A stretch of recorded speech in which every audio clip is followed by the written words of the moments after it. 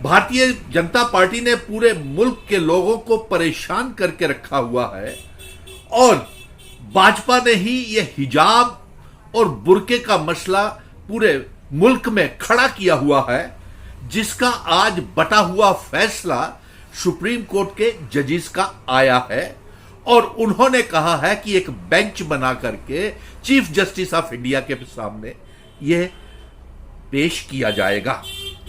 हम ये जानना चाहते हैं, भारतीय जनता पार्टी से यह पूछना चाहते हैं कि अगर मुस्लिम समुदाय की बच्चियां अपनी तहजीब के तहत अपना मुख को ढक के रखना चाहती हैं तो उन्हें क्यों परेशानी हो रही है?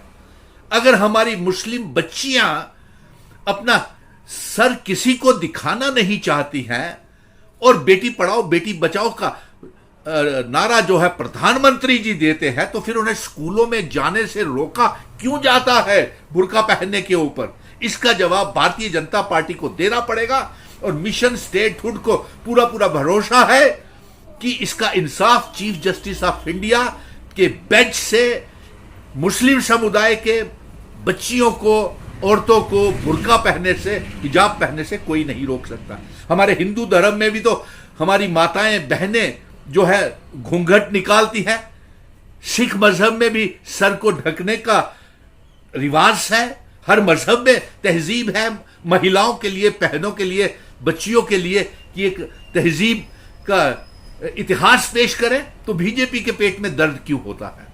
अब दूसरी तरफ देखिए, हर रोज जम्मू कश्मीर में भी ऐसे ही मसले पैदा किए हुए हैं। अमित शाह जी पिछले अपने 3 दिन के दौरे के ऊपर जम्मू कश्मीर में आए, हमारी रियासत को तोड़ करके यूनियन टेरिटरी बना करके हमारे महाराजा हरि सिंह जी के बनाए हुए कानून स्पेशल स्टेटस 370-35 से और स्टेट सब्जेक्ट को छीन करके जम करके गालियां निकाली। और फिर उसके कल बयान प्रधानमंत्री जी का आया कि उन्होंने जम्मू कश्मीर को भारत का हिस्सा बना दिया, जो काम सरदार पटेल नहीं कर सके थे वो उन्होंने काम कर दिया। ठीक है साहब, आज तक जम्मू कश्मीर भारत का हिस्सा ही नहीं था, आपका कहना है, प्रधानमंत्री जी का, अमित शाह जी का। और आज एक नया लॉ एंड पार्लियामेंट्री मंत्री इनके किरण रिजिजू कहते हैं कि महाराजा हरि सिंह जी की रियासत का असेशन बड़ी मुश्किल से हुआ।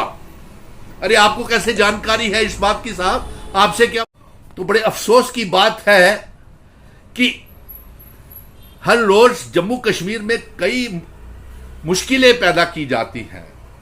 आप ये बताएं, अमित शाह जी 370-35 से हमारी रियासत ने आपका क्या बिगाड़ा था? प्रधानमंत्री जी आप बताएं, क्या 26 अक्टूबर 1947 को जो हस्ताक्षर हुआ था, इल्हाक हुआ था भारत के साथ, महाराजा हरि सिंह जी ने किया था, क्या तब से हम भारत का हिस्सा नहीं है? कैसे आपने कह दिया कि आपने सरदार पटेल के कदमों के ऊपर चल करके, श्यामा प्रसाद के कदमों के ऊपर चल करके जम्मू कश्मीर को भारत का हिस्सा बनाया? अरे नहीं साहब, श्यामा प्रसाद के कदमों के ऊपर चल के आपने जम्मू कश्मीर को बर्बाद किया।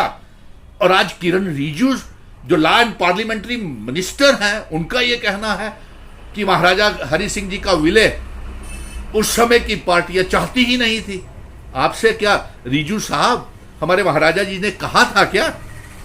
अरे आपने तो पूरे भारतीय जनता पार्टी ने जिन शर्तों के ऊपर इल्हाक भारत के साथ किया था, वो शर्तें ही आपने खत्म कर दी। और हमारी ये मांग है कि सुप्रीम कोर्ट में अब ये सुनवाई, जब 370-35 से स्टेट का दर्जा वापस को लेकर के सुनवाई हो, तो ये लाइव टेलीकास्ट होना चाहिए ताकि मुल्क के और विदेशों में रहने वाले लोगों को जम्मू कश्मीर के साथ जो बेइंसाफियां हुई है उसकी हकीकत की जानकारी मिल सके। और इसके साथ साथ जो बुर्के के हिजाब के ऊपर कंट्रोवर्सी भारतीय जनता पार्टी ने पूरे मुल्क को बांटने के लिए पैदा की है, बुर्का और हिजाब की कंट्रोवर्सी की सुनवाई भी लाइव होनी चाहिए।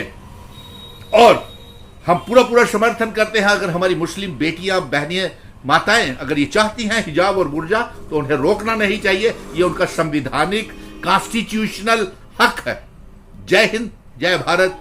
ये भाजपा ने पूरे मुल्क को खराब करके रखा हुआ है और कभी ये हमारे वोटर लिस्टों में बाहर के वोटरों को दर्ज करने की बात करती है, कभी हमारे यहां पे शराब के ठेके खोल देती है, जम्मू कश्मीर को ईस्ट इंडिया कंपनी की तरह लूट लिया है। और तमाम पॉलिटिकल पार्टी से मैं ये कहता हूं कि जम्मू कश्मीर में ये 2 सालों तक चुनाव नहीं करवाएंगे। आप प्रधानमंत्री का या चीफ मिनिस्टर बनने का ख्वाब मत देखिए। नौजवानों के साथ, अवाम के साथ, बेरोजगार पढ़े लिखे नौजवानों के साथ, जम्मू कश्मीर की अवाम के साथ खड़े हों। जो लोग ये कमी महसूस कर रहे हैं, क्योंकि मिशन स्टेटहुड ही इस समय जम्मू कश्मीर की आवाज मंसूबा मुवक्कफ बना हुआ है।